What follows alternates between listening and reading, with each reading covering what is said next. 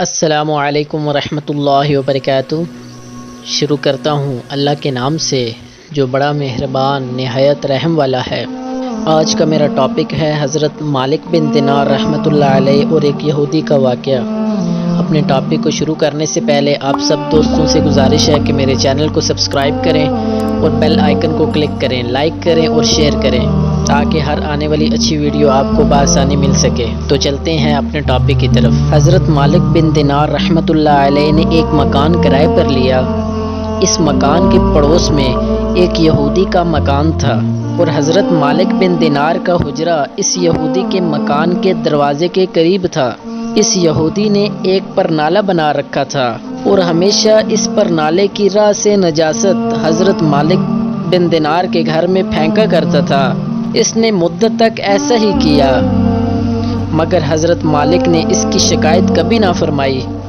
آخر ایک دن اس یہودی نے خود ہی حضرت مالک بن دینار سے پوچھا کہ حضرت آپ کو میرے پرنالے سے کوئی تکلیف تو نہیں ہوتی؟ آپ نے فرمایا ہوتی تو ہے مگر میں نے ایک ٹوکری اور ایک جھاڑو رکھ دی ہے، جو نجاست گرتی ہے اس سے صاف کر دیتا ہوں۔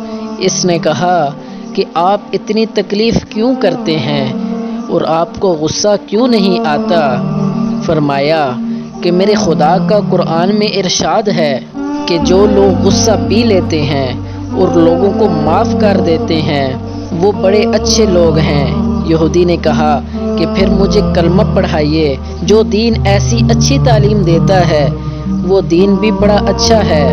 اللہ کے نیک بندوں کی عادت بڑی ہی نیک ہوتی ہے اور وہ تکلیف پہنچنے پر بھی غصے میں نہیں آتے اور خطا کار کی خطا معاف کر دیتے ہیں۔ اور یہ بھی معلوم ہوا کہ اسلام اللہ والوں کے اخلاق حسنہ سے پھیلا ہے۔ اگر آپ کو میری ویڈیو پسند آئی ہے تو میرے چینل کو سبسکرائب کریں اور بیل آئیکن کو کلک کریں۔ اللہ تعالیٰ آپ سب کو اپنے حفظ و امان میں رکھے۔ ملتے ہیں نیکسٹ ویڈیو میں، تب تک کے لیے اللہ حافظ۔